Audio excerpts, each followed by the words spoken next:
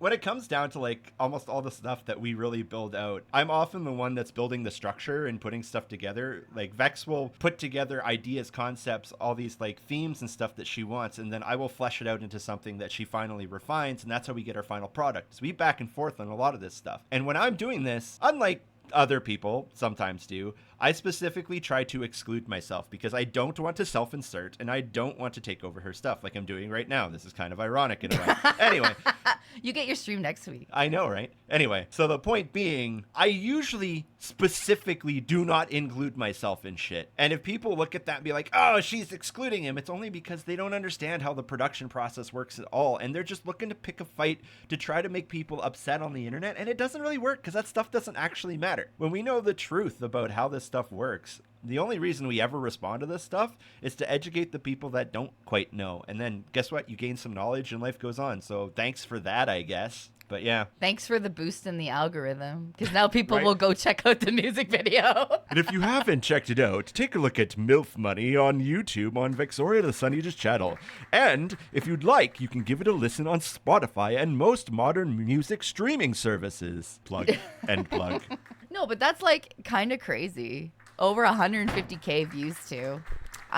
Listen, it was a fun video to make. I'll never understand while people try to insert themselves and think they know about our marriage. They think that they know. I know that this happens. It's like, no, you don't. You don't know because you don't live it every day. People always try to insert themselves into other people's relationships. And I think that's probably why a lot of VTubers are afraid to talk about their own real life relationships. For this reason right here. Because people don't know how to be fucking normal on the internet and understand that their oshis are actually people and have real life relationships outside of entertaining. They couldn't possibly. So that's why I think a lot of people are scared of that, right? A lot of scared to come out that they have partners. That and idol culture, yeah. That's why I kind of like spit in the face of that. I'm just like, you know what? Here I am. Here's what I'm about. Here's my partner. Yeah, I have kids. You can like, I would rather you like me as an entertainer than like me because you get to,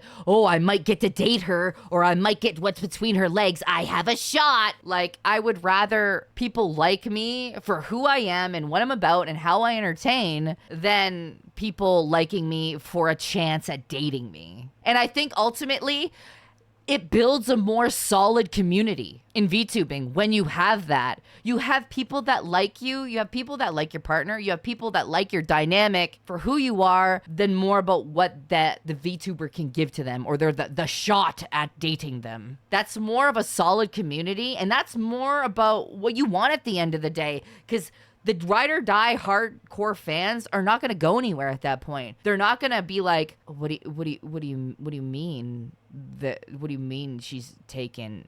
I gotta go. Oh wait, there's another single VTuber over there. I'm gonna go watch them instead. Do you know what I mean? That's what I think people are afraid of. They're afraid of being unavailable. I think a lot of female VTubers don't want to say that they're in a relationship. They're afraid of being seen as not available, and it ruins the parasocial. They're afraid they're going to make less money. They're like, there's a lot of fears in that regard. And I'm just like, why? Because the truth comes out eventually. People find out eventually. And the people that genuinely believe that some people are single, my dude, like, sometimes I look at people and I'm like, people are not stupid, They're not.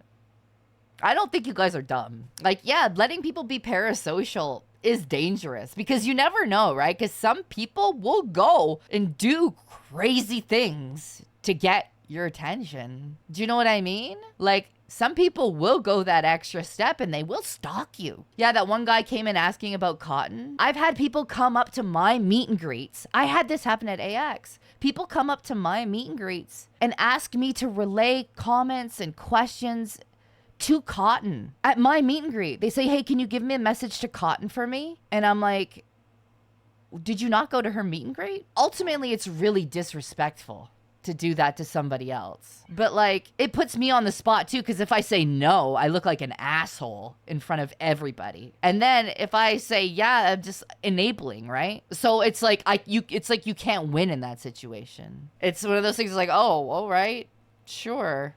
Weird, but go to her meet and greet and tell her that, I'm sure she'd love to hear it from you.